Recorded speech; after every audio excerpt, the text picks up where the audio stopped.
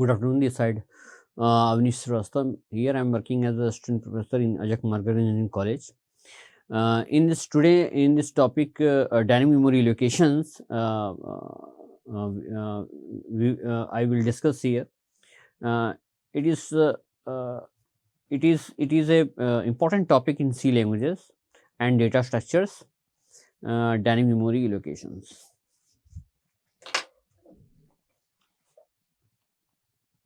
What is memory? Computer memory is an physical device capable of storing information temporarily or permanently. Memory is the processes by which information is encoded, stored and retrieved. All the information, the important students, the important point is what is dynamic memory location? Why we need the dynamic memory locations? In dynamic memory locations, each and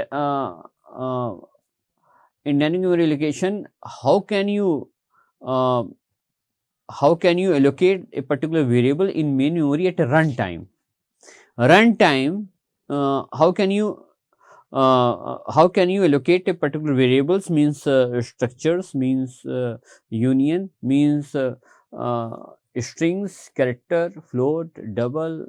All these variable is to be declared at runtime using this library function, using these library functions, many library functions. In this procedure, it is known as dynamic memory allocations. And when we are the purpose of this particular variable is to be completed, or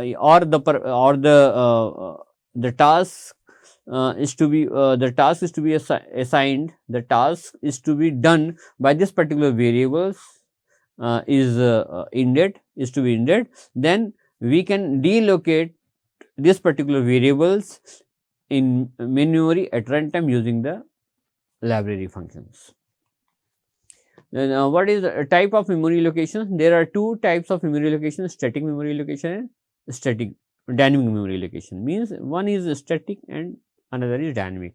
If you are talking about the dynamic, then you can better understand that the another part is to be already exists, that is static. Static means no change, dynamic means change. Dynamic means if chunki here we are discussing the topic memory, the allocation of the memory, the allocation of the variables, the allocation of the variable in memory at a runtime, that is using dynamic memory allocation, and compile time pay means it is static memory allocations. Difference between static and dynamic memory allocations: static memory allocation is allocated the memory at the compile time, dynamic at the runtime of execution of the program.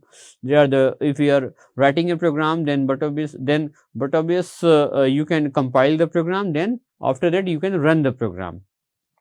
At compile time, all the variables to be declared all the variables to be declared, all the variables to be mentioned, declared, defined, each and everything in a, when you writing a particular programs or writing the script, then the variable is to be declared at a in a source code. Means when you compile the program, the variable is to be get allocated for in main memory at a compile time.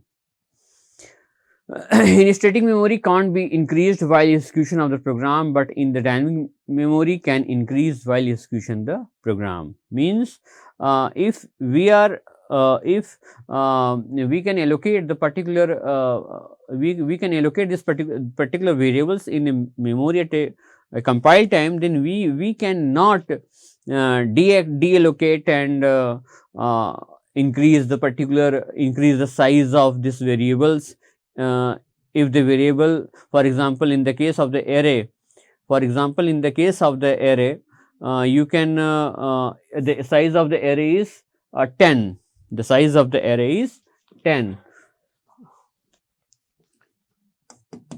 Int a 20. Then better understand that x, there are 0, 1, 2, 3, 4, and up to 19, means x0, x1, x2, x3, x4, x5. If we are getting the elements, means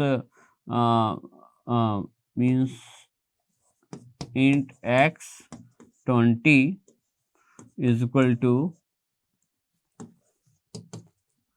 10, 20, 30,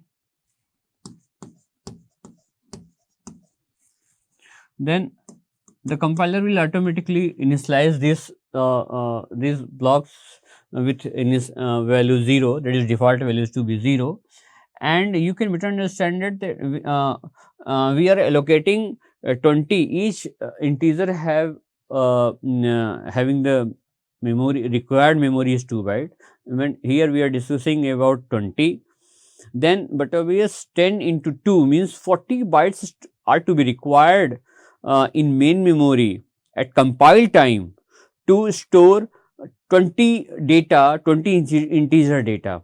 But in this example, only here we are only 3 integers to be assigned, 10, 20 and 30, means only at you can better understand that 2 plus 2 plus 2 means 6 bytes is to be used, 6 bytes are to be used to allocate this 20, 10, 20 and 30, but means 34 bytes are to be wasted. You can the main memory is very important and crucial. You can better understand that if you can you can use the main memory free main memory spaces in a optimized way, then you can then the system performance means the number of the program is to be executed more and more if we are using our free main memory space in an optimized manner. So here in this example you can better understand that 34 bytes are to be wasted. Then how can you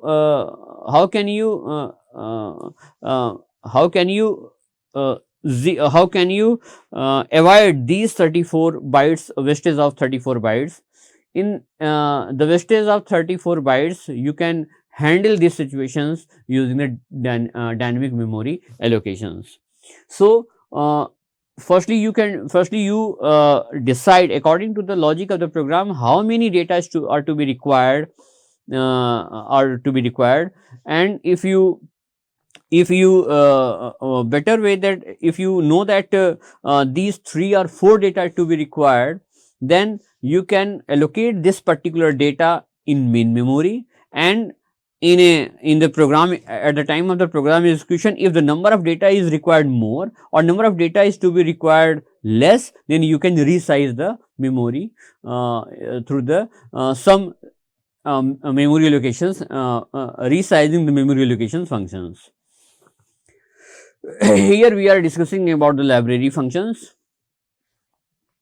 The memory space required can be specified at the time of the execution. These are the 4 important library functions: malloc, memory allocations, calloc, realloc, reallocations, and free. There are only the 4 library functions we are using in our program to allocate particular to allocate a number of variables, to allocate the number of variables in main memory at a runtime.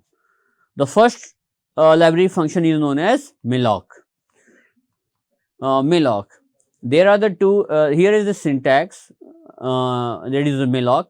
Malloc means malloc memory allocations. The main important is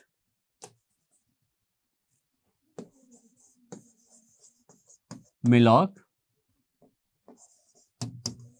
size of data type and PTR is equal to. This malloc function will allocate the number of bytes. Size of operator is to be to find out how many bytes are to be how many bytes are required to allocate in main memory. For example, if the data type is integer, then you can the size of operator will find out only 2. If the data type is float, then the size of operator find to be 4. If the type of is double,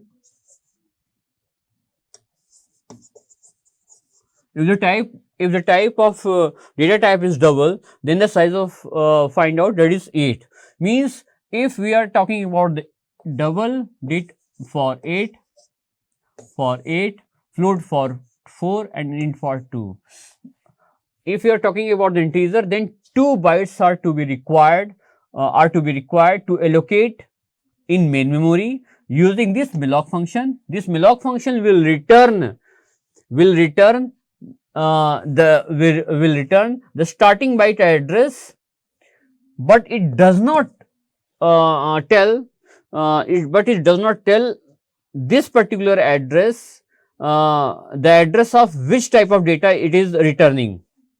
Malloc functions, the malloc function return the first byte, the address of the first byte of allocated memory, means for 2, in the respect of integer it is 2 byte, in the respect of the character it is 1 byte, and in the respect of the double it is 8 bytes.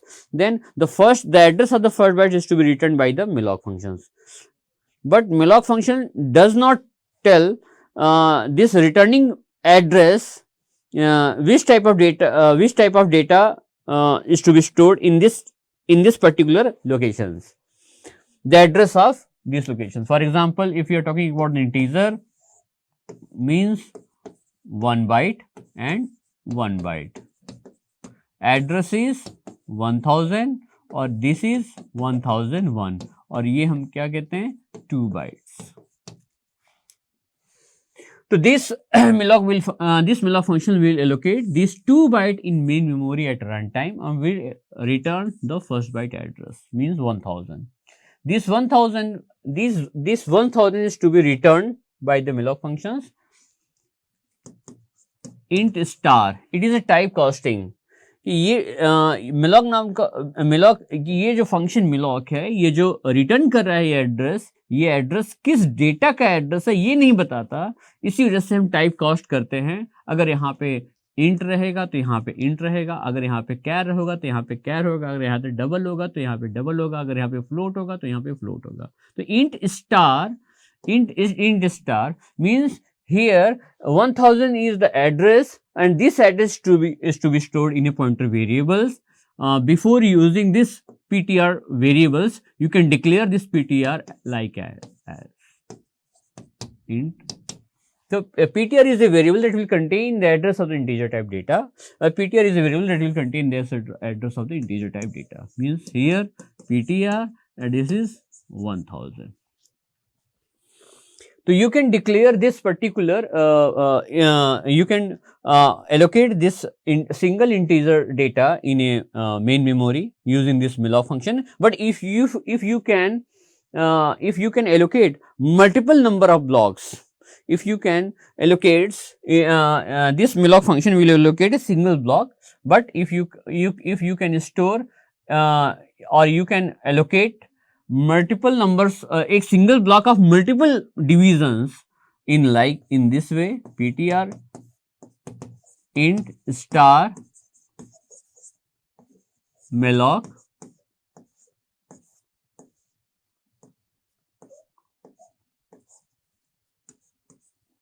star size of int means size of int will return 2 and 2 into 5 means 10, that is 10 bytes. So a single block is to be allocated in main memory and in single blocks there is 5 division, 1, 2, 3, 4, 5 division, and each division having the 2 bytes, 2 byte, 2 byte, 2 byte, 2 byte and 2 byte, 2 bytes. And this particular single block with each have the same size, means 2 byte, 2 byte, 2 byte and 2 byte, that is 5 division is to be possible in a single blocks. Using this 5 star size of int, you can increase the dimension of a blocks using this way. If you can put the value of change the value of 5, means if you can write down 10 into size of int, but obvious 10 into 2 means 20 bytes are to be allocated in a main memory at a runtime. A single block have the size 20 bytes. In 20 bytes, we can here we are discussing about the int. So, in 20 bytes, 10 division is to be possible in a single blocks. And this particular address means 1000 is to be returned by the malloc function, and this address is to be stored in a ptr pointer variable which is integer type. Okay. Here is the syntax: void store malloc size t size. Example, int star num int malloc. Here you can already see that this is the similar way to int star num is equal to new int 5 in a C++ languages. You can allocate the 5 integer data in a main memory at runtime. Next, malloc means function. On error, malloc returned null. If size was 0, malloc also returned 1. In this example, if the operating system will allocate the main memory, the operating system will allocate all these variables to allocate memory to all those variables at a runtime if the free space to be available.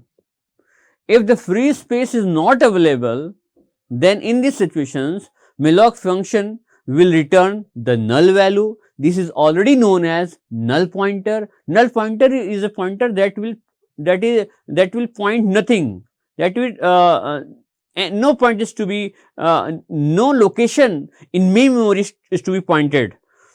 No location is to be pointed in main memory through this means null pointers is a pointer in which no location is to be pointed. So, if the free memory space is 0, means no free space is available, then how can operating system will allocate variable in main memory at a runtime? In this situation, malloc function will return the null pointer, and if ptr is equal to null, then but always this particular variable is to be not allocated in memory at a runtime. Next video lectures, we will complete this topic, that is the discussion of library function calloc and realloc and free space in detail. So, due to the shortage of time, we can better explain in next video lectures. Thank you.